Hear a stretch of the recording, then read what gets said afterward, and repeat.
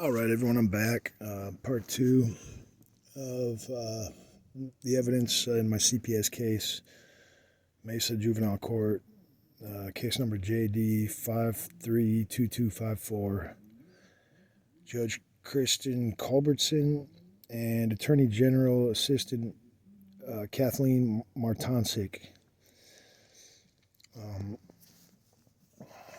So where was I?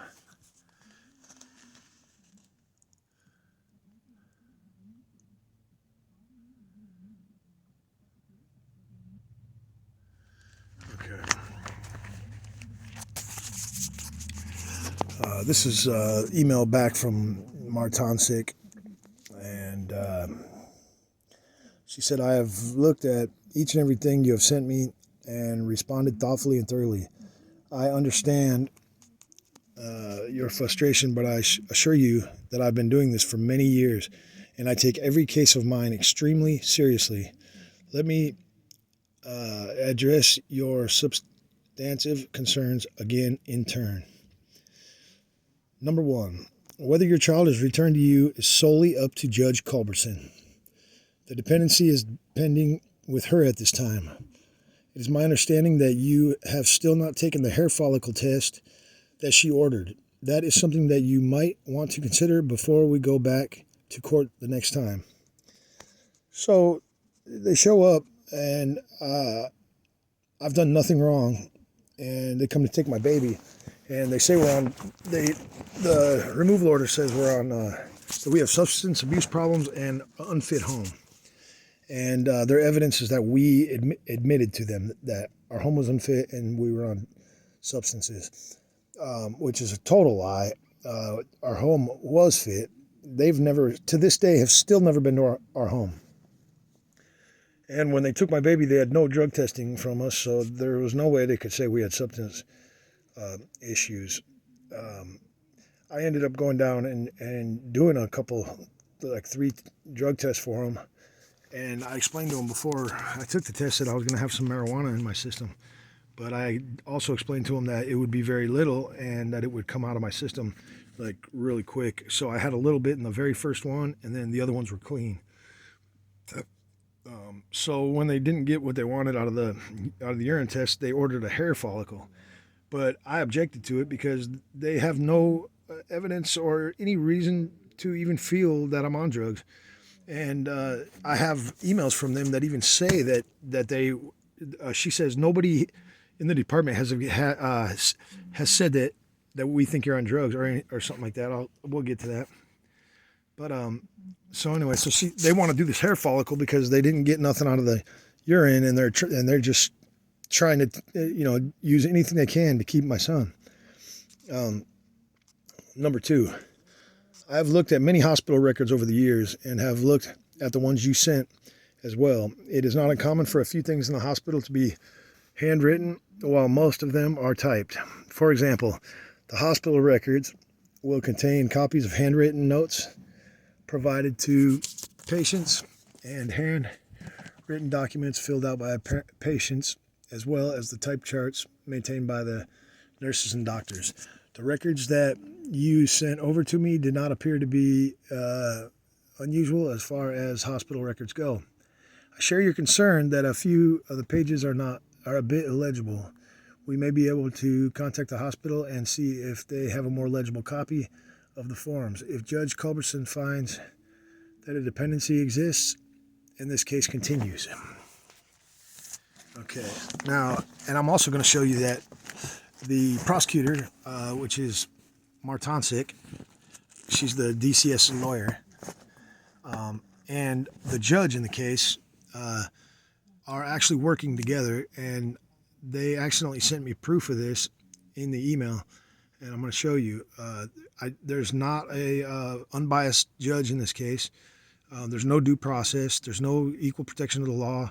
It's we're being railroaded by state agents that are fabricating this story so they can take my son, and they're not even making sure he's safe while they have him. They're letting him be abused, and then they bluntly do not care that he's suffering. And I have all the evidence right here. Look at this. I'm talking, this is only one book. I have about 6 of these. All right. Okay. Number 3, damages are not specifically an issue in a dependency case. In dependency cases, but again, I understand your frustration in being separated from your child. So she's saying that the damages my son has endured is not an issue in a dependency case. That blows my mind. That Kathleen Martoncik, the Arizona Attorney General's assistant that spends all day, every day stealing kids from families, and she says that it doesn't matter if my son has damages. Okay, number 4, it is always my position and the department's position that family reunification is the first line of defense. And we make all attempts to provide services to facilitate that reunification. We have made attempts to set up those services in this case, including substance abuse testing, substance abuse assessment and treatment, counseling, and psychological evaluation. We hope to work with you on services and on reunification. However, threatening anyone, including your case manager or me, is not going to move the ball forward. Stopping your sentence just short of threatening our lives and then using foul language does not help much either. Again, you are not the first parent to be frustrated enough to say those things to me, but it does not help the situation. I would ask that you seriously consider calming down and calmly assessing this situation so that we can work together in the best interest of your son. Now, yes, I've been hostile with these guys, but it's been after months and months of this, and I've filed tons of paperwork onto the record. I'm trying to do this the right way, file my evidence, and the judge completely ignores.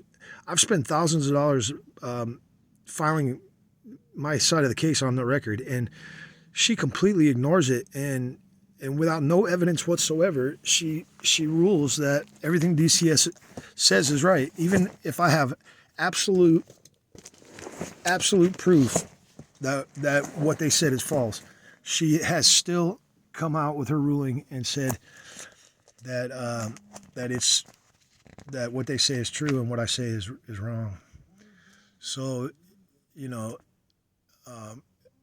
depression and worried for my son, and every night not knowing if he's okay, if we're going to see him again.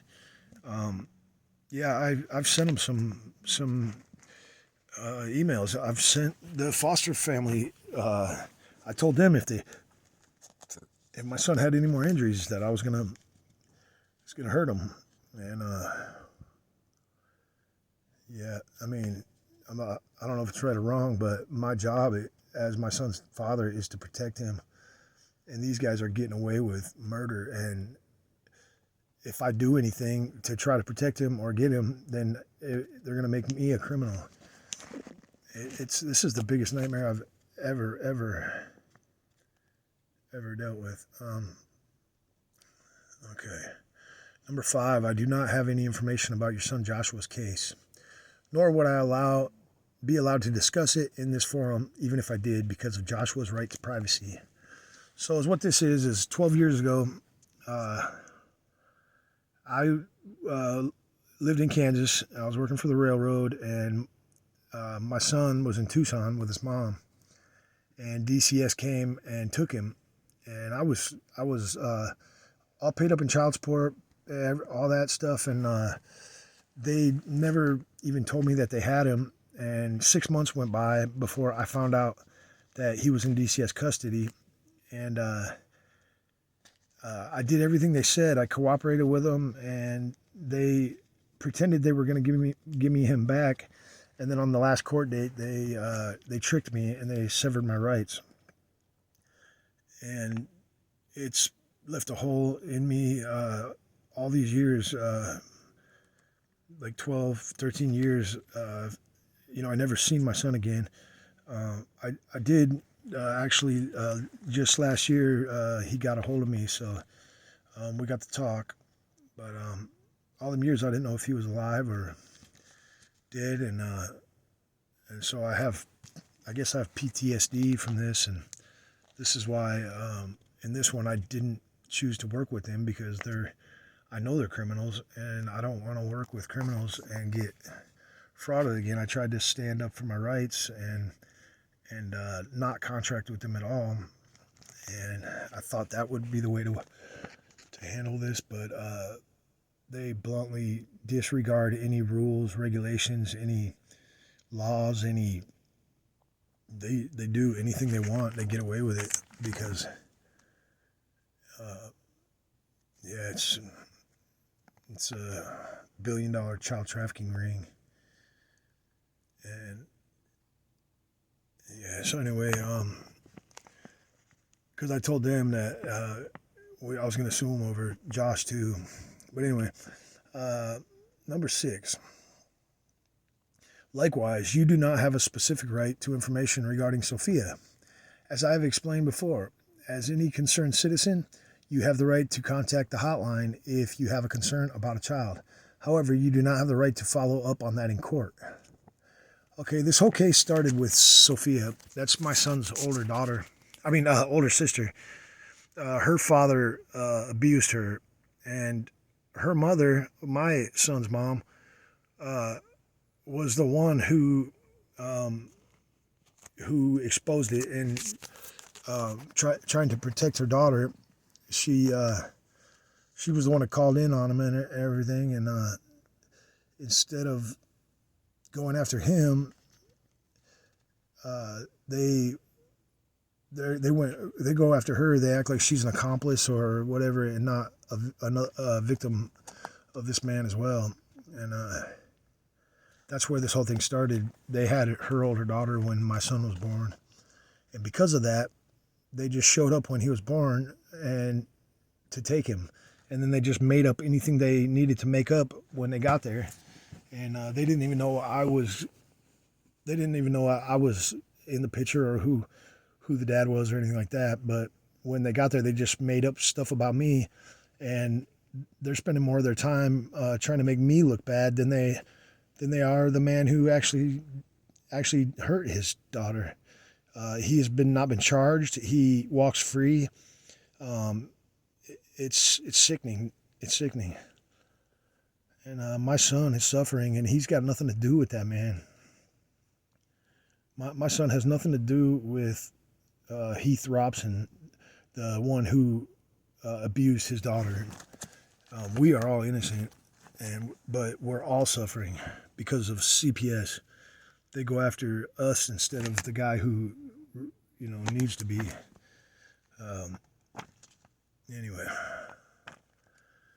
Okay. And number 7, you have been provided disclosure about every incident, large or small, regarding Greyson. That's not true either, because they have tried to cover up every injury, and they cancel our visitations when he has injuries and trying to hide them. And so there's no way that I would believe that he hasn't had injuries that they were successful in covering up, because they've tried to cover every one of them up. Anyway, you have been provided disclosure about every incident, large or small, regarding Greyson. There was a full-blown investigation about the misshape of his head, and the team of doctors determined that it was simply a growth and genetic factor. Listen, look at this. This is what it says, and we'll go back to the hospital. It was simply a growth and genetic factor, and not a neglect factor. You were provided with those records as well. While I understand that every parent would rather have their children in their care, there is no evidence that Greyson is being mistreated in any way at all. To the contrary, there is evidence that he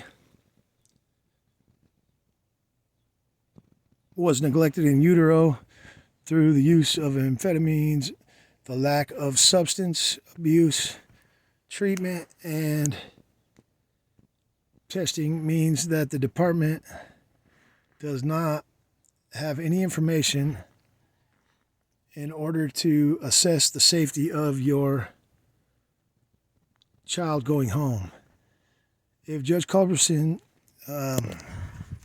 makes a dependency finding, engaging in services will be important so that we have this information if we are going to be able to send Greyson home. There's no other way to assess his safety. Now, their claims of saying that he was exposed to methamphetamines in utero is completely fabricated. We have his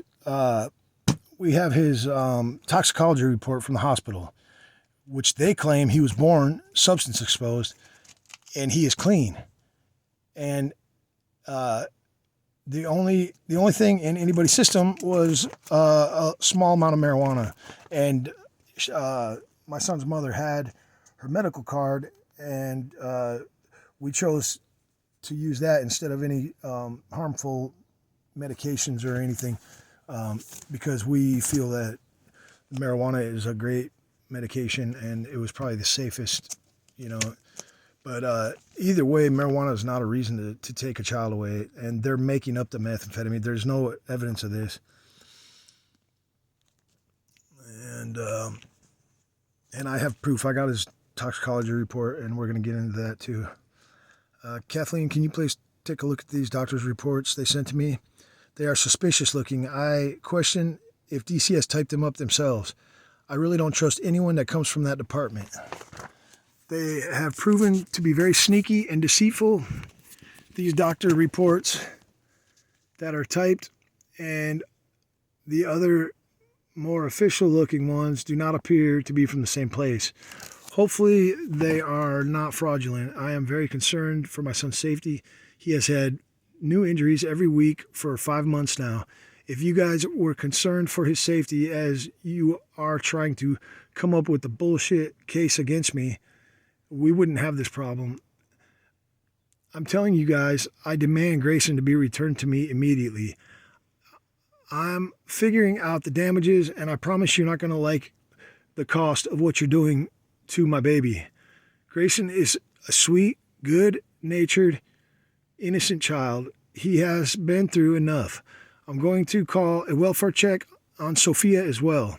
I don't feel she is okay. There is something that is being covered up, and I promise you I'm going to get answers. Now is the time to decide what side you're all on. You can reduce damages by showing remorse and doing the right thing. Any other actions will confirm each of your involvement in this horrifying crime. The line will be drawn soon, and the guilty will be held accountable. Treason is an expensive crime. I'm sure everyone is aware. I'm trying to remain calm since everyone spooks easily from my loud voice. I am just a concerned parent who is trying to protect my family from very powerful corruption and abuse of power. Like David against Goliath. Like David and Goliath, I'm confident you will all be uncomfortably impressed with my performance when September gets here. You all better hope Greyson is being treated like a king until then. There are a lot of people following this case. You might want to put on your TV face and hope that we, the people, will buy it. I have cried tears for my son Joshua every day since he was abducted. I will not let this happen again. After speaking with Joshua the other day, we have every intention of filing a lawsuit on that case as well. The difference is I was younger and more naive then. My son was removed and sat in a group home for 5 years. He was abused and mistreated. Your department are still up to the same exact bullshit as you were way back then. It makes me wonder why you changed the name of your department if you didn't fix what was wrong. I feel after you're all locked up and sentenced for the crimes, maybe the world can heal and come up with a more intelligent way to keep children safe. Clearly, trafficking and torturing them has not worked out for you at all. I would love to see all your children removed until you do services to fix the behaviors that caused these charges against you. I would like to think that some of you were ignorant to the fraud, but I do not feel it. I guess a jury of we the people will decide that. I'm very frustrated with the handling of this case. I have not committed any violation or crime. At this point, I refuse to be treated like a criminal. Rhonda Christopher, a.k.a. Rhonda Stewart, a.k.a. Rhonda Holly, has made me out to be. I am making a list of each of the players and a list of the violations that you have committed. I'm giving you a chance to remedy some of this beforehand because the physical body of Greyson Zane is my number one concern. I recommend you look at the record and see the perjury and return him immediately with an apology. Any less is just making this worse. I also intend to adopt Greyson's sister and help Brittany raise her and to actually keep her safe so she can have a happy life. Between Heath Robson and the state of Arizona, you all have destroyed Sophia's life, and she deserves better than that. All the kids in state custody deserve better. I have become aware of so many victims of DCS in the last few months. I'm shocked at confidence you all show while committing such horrific crimes against the people of this nation. I would get excited if I were in the shoes of the guilty.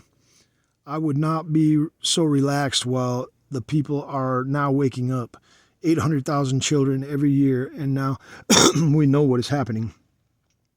DCS has the privilege of zero accountability for their actions for a very long time. I'm here to tell you that that time will soon come to an end. The people have grown tired of watching their children suffer, watching their loved ones kill themselves after being victimized by DCS. I only threaten legal action against you, so do not try and say otherwise. I will not ever make this easy. You're on notice. I will flap, I will fly, I will scream, I will hate every one of you motherfuckers. My mama was a good woman. You would have to kill me, and I might... no, fuck you. That's what my email said. That's the one she was referring to in her answer. But trust me, if you know, I'm at my wit's end, is why So this one, so this is to Brittany. When Miss Roberts, since you are now representing yourself, please include me on all emails. The department is thrilled that we are able to set up constant schedule for you and Mr. Moose to see Greyson for 2 hours a week. We are still waiting for the referral to be picked up for your supervised visitation, at which time we can increase back to 4 hours per week. We are tracking the time that will need to be made up, and that time will be added to your visits once the is assigned. So for a time you will likely get more than 4 hours a week, which never happened. For right when he was born, for like 2 months we were in lockdown and we didn't see him at all. And then every time he gets an injury, they cancel our visits, and the judge said 4 hours a week, and they give us whatever they want to. But it is going to be important for everyone to follow the visitation guidelines, including not using recording devices, cameras, or phones, and being respectful of the visitation supervisor. It is also important to either appear on time for your visits or to call and cancel your visits ahead of time. I understand there was a no-call, no-show for a visit last Monday. That visit will not be made up or added to makeup time. We do not want another agency refusing to maintain your visitation referral. Now, about that, first of all, they won't let us record all the pictures we have of Greyson. We've taken with them telling us we're not allowed to have our phones out or nothing, because they don't want no evidence of what's going on to get out.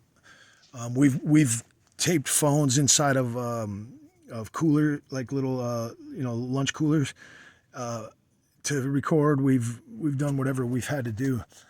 Another thing is that when we go to our visits, we are focused on our son. We're not there to argue and fight with the case aide or anything like that. But so far, every case aide, right before they're done being our case aide, they have made up a lie about us, and then that was the last time we seen them. I'm saying the one said we chased him down, and the other one said I didn't know how to make a bottle or hold my son. So it's just been a big nightmare. It's total fraud. And yeah, so there's that. Okay. Oh yeah, this was what she wrote. We are Raina, good morning. We are to be having 2 hours twice a week with Greyson. Now that your department has figured it out as to who is supposed to do the visits, we want to see our son the 2 times a week as court ordered. Please let me know what the schedule looks like, including all 4 hours. Also, the judge has once again granted my motion for my and Sophia's visits to resume. The department saw it fit that I write her a letter first. I have now written my daughter. The department's reasons for hiding my daughter from me is very questionable. I want the therapeutic visits to start with my daughter. The judge granted my motion in September 1st. It is now November 4th. I want visits with me and my daughter to start. I've written her and I have given her a package. I don't know if she's gotten the package because Marcia doesn't keep in contact with me. I want my visits with my daughter. The judge has ordered it. Make it happen. I expect a timely response since everything has been done via internet, online, etc. soon because of COVID. Thank you and look forward to hearing from you. So let me break this down. So she didn't see Sophia for almost 2 years. And the judge ordered her to have her visits.